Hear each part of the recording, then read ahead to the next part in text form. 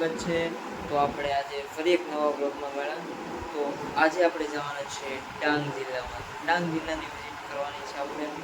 તો આપણે સબરીધામ સાઈડ જવાનું છે। તો ત્યાંનું લોકેશન, ત્યાંનો નજારો, નેચર બતાવવાનો છું આજના બ્લોગમાં। તો તમે બને રહો છેલ્લે સુધી।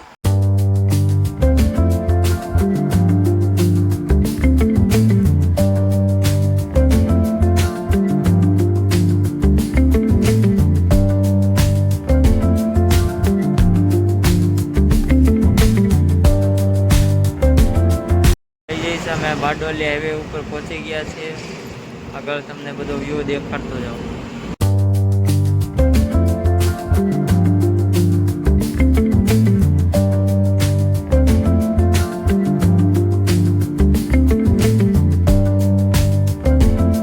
તો મિત્રો તમે જોઈ શકો છો કે અત્યારે આપણે ટોલ નાકી ઉપર છીએ। ભાઈ બતાવો તો।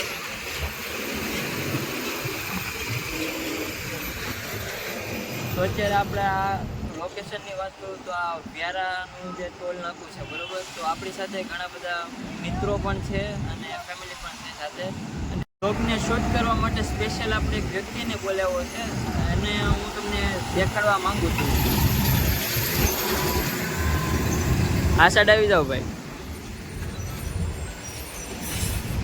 બોલો ભાઈ, તમને આ ટ્રીપમાં કેવી મજા આવે છે? આ ટ્રીપ તો ખરેખર બહુ અમેઝિંગ છે, પણ થોડુંક મોડું થઈ ગયું છે। સુરતતા પણ બહુ આમ તપે છે અત્યારે અમારી માથે, અને આરવાર અમારી એક બીજી કાર છે ફેમિલીની પંચર પડી છે, એટલે અમે થોડોક ફોટોશૂટ કરી રહ્યા છીએ। પણ જે સૌરભભાઈ છે બ્લોગર, એને ફોટો ગમતા નથી એકચ્યુઅલી, અને મારા એક બે ફોટો સારા આવી ગયા છે। બસ એવું છે, એન્જોય કરીએ છીએ। તમે અમારી સાથે બને રહો, કન્ટિન્યુ ટુ બ્લોગ પ્લીઝ। પણ એ જે ફોટા પાડ્યા છે એ ફોટા પાડવાવાળો હું છું, અને એ ફોટા પાડવાની એક ટ્રીક હોય જેથી માણસ સારો દેખાય। તમારું શું કહેવું એમાં? થોડુંક છે, પણ થોડુંક આપણી માથે હોય છે પોઝ કેવા આપવા। આપણે પોઝ માથે હોય છે, આમ ગણો તો કેમેરા માથે હોય। હું કંઈ અવગુણ નહીં કરું તમારા સૌરભભાઈ, પણ તો ગાઈઝ આપણી સાથે એક મિત્ર પણ છે જે અમારી માસીની છોકરી થાય છે। ચાલો આપણે હું તમને એને બતાવું। મિત્રો કેમ છો? મજામાં? આવી જાવ બધા સબરીધામ આશ્રમમાં જઈએ છીએ અમે। આજ ફૂલ ફેમિલી આરે, અમારા દોસ્તારો આરે મીટિંગ છે આજે, અને સુપર આજ એન્જોય કરવાનો છે। તો તમે પણ આવી જાવ જલ્દી જલ્દી સબરીધામ। જય માતાજી।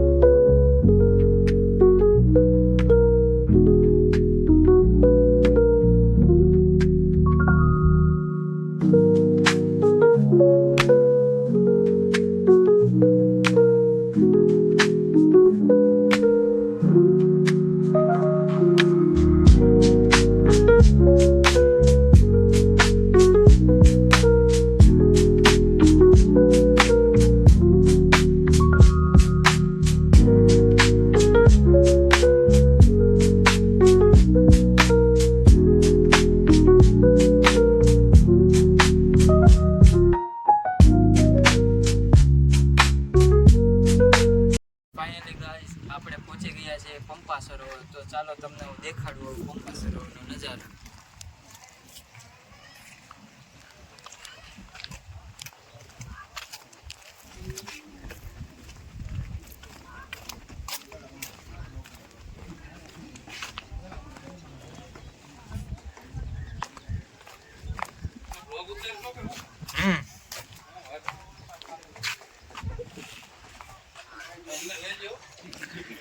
આ ભાઈ બ્લોગર છે, બોલો ભાઈ। આ અત્યારે પાણી તો છે ને પંપા સરોવરમાં, પણ કાંઈ વાંધો નહીં, એમને જોઈ લઈએ આપણે. કોરું કોરું લાગે છે.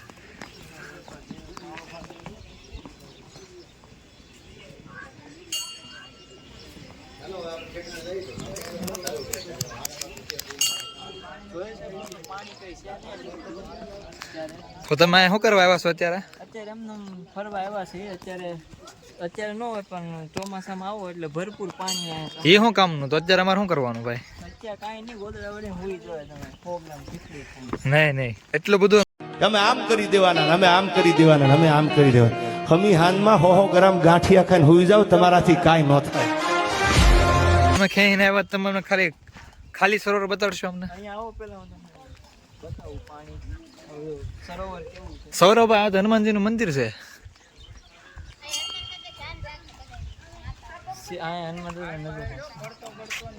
આને શું કહેવાય? ગુનો કહેવાય, ગુનો. ગુનો આમાં તો કઈ બસીન નો આવો. અહીંયા આમાં નાવા ગયા હોય ને. બતાડો મંદિર સૌરભભાઈ. મંદિર દેખાડો ભાઈ. હનુમાનજી મહારાજ બિરાજે છે અહીંયા. જય બજરંગ બલી. નવાઈ ની બતાઈ બહુ તડકો છે કાળો થઈ જાતો. તો ગાઈસ તમે જોયું છે, આ પંપા સરોવર જોઈ રહ્યા છો. તો આમનો ઇતિહાસ તમને હવે હર્ષદભાઈ જણાવશે, કારણ કે ઇતિહાસ જાણવામાં મશહૂર છે, કારણ કે ઇતિહાસકાર આમ કહે એણે સ્ટડી કર્યું છે આમ ઇતિહાસ એણે. તો ચાલો આપણે એનો જરાક સાંભળીએ ઇતિહાસ પંપા સરોવરનો. જય શબરીધામ. તો મિત્રો તમે જોઈ રહ્યા છો આ જે લોકેશન છે તે રામાયણ કાલ, પ્રાચીન કાલ વખતની આ જગ્યા છે. આમ કે માનવા મતલબમાં કહેવામાં આવે છે કે રામાયણ વખતમાં જ્યારે શબરીબાઈ જે થઈ ગયા તે શબરીમાનું અહીંયા થોડોક આમ 7-8 કિલોમીટર આવે એટલે શબરીધામ છે, ત્યાં એમનું મંદિર છે. અને આ પંપા સરોવર એટલે રામાયણમાં પંપા સરોવરનો ઉલ્લેખ કરેલો છે, આપ સૌ જાણો છો. એ આ પંપા સરોવર છે. એટલે માનવામાં આવે છે કે ભગવાન રામ જ્યારે વનવાસ ગયા હતા ત્યારે સીતાજીની ખોજ કરતા કરતા આવ્યા ત્યારે શબરીમાં તેમની વાટ જોતા. તમે બધા જાણો છો કે શું ઇતિહાસ.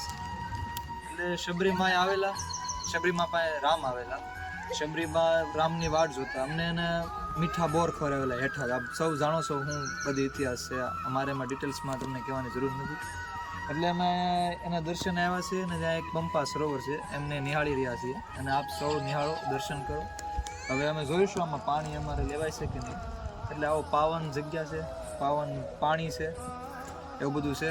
અને અમે આ સૌરભ સાથે એન્જોય કરી રહ્યા છીએ. અને ભક્તિમાં શું કહેવાય, આપણે અધિક માસ પૂરો થયો એટલે આ ભક્તિમય વાતાવરણ છે અત્યારે. આમ ગણો તો બધા ભક્તિમાં લીન છે.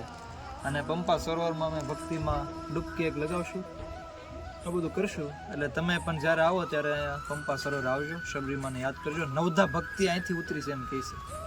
જે રામ ભગવાને નવધા ભક્તિ શબરીબાઈને જે સંભળાવી એ નવધા ભક્તિ ને બધું બહુ બહુ બહુ છે. આપ સૌ રામચરિત્ર માનસ વાંચજો, મોરારી બાપુ બધા એને કહે છે. એટલે અમે વધારે કહી ન શકીએ કેમ કે શબ્દ ખોટા બી પડી જાય, ટૂંકા બી પડે. એટલે આપ સૌ રામચરિત્ર માનસનો આશરો લઈને પંપા સરોવર શબરીભાઈ નવધા ભક્તિ વિશે જરૂર ને જરૂર જાણજો. જય શ્રી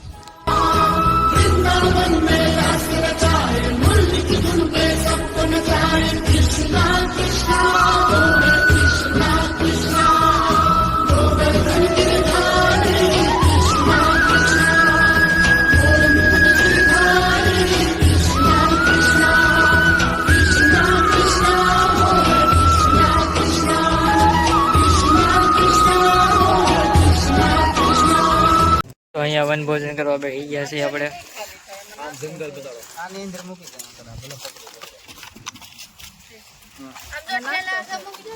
આ મારો તીતો. ફાઇનલી ગાઈઝ અમે પંપા સરોવરથી નીકળી ગયા અને ફાઇનલી આપણે શબરીધામ પહોંચી ગયા છે અને બસ દાદરા ચડી રહ્યા છીએ અમે.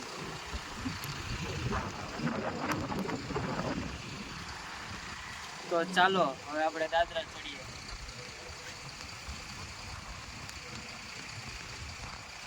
ગાઈઝ અહીંનો નજારો જ કંઈક અલગ છે, જોઈ શકો છો.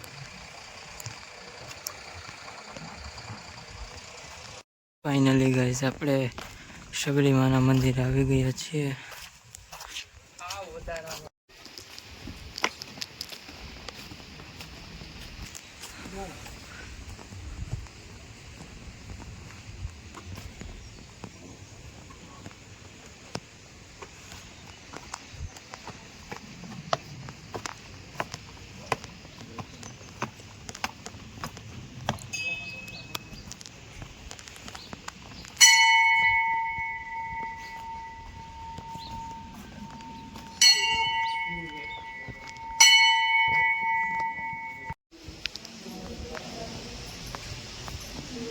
પ્રકૃતિ દર્શન છે.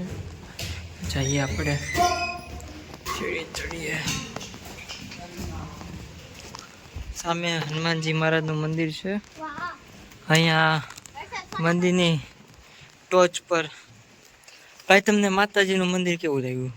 ખૂબ સરસ, શાંતિ, પ્રકૃતિ અને ભક્તિનો ત્રિવેણી સંગમ અહીંયા જોવા મળ્યો મને. હા હા.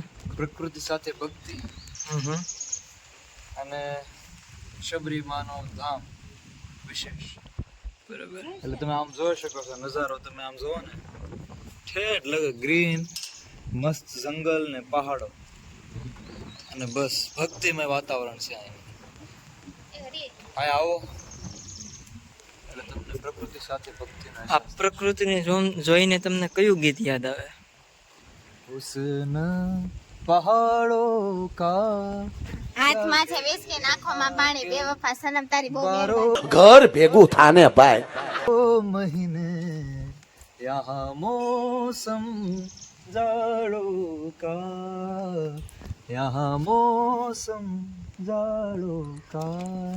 તમને બેન કેવું લાગ્યું માતાજીના મંદિર આવીને? અમને આવીને ખૂબ જ મજા આવી. ફેમિલી સાથે અમે આવતા રહીશું, તમે પણ આવજો. રામ દોસ્ત ફ્રેન્ડ, તો આજે અમે જઈ શકીએ છીએ. અમે મંદિરમાં આવ્યા છીએ તો અમે પેલા ખાધું પીધું એવું કર્યું. તો હાલો હવે પેલા આપણે જઈ હાલ. કેવી મજા આવી ગોળ સકડામાં?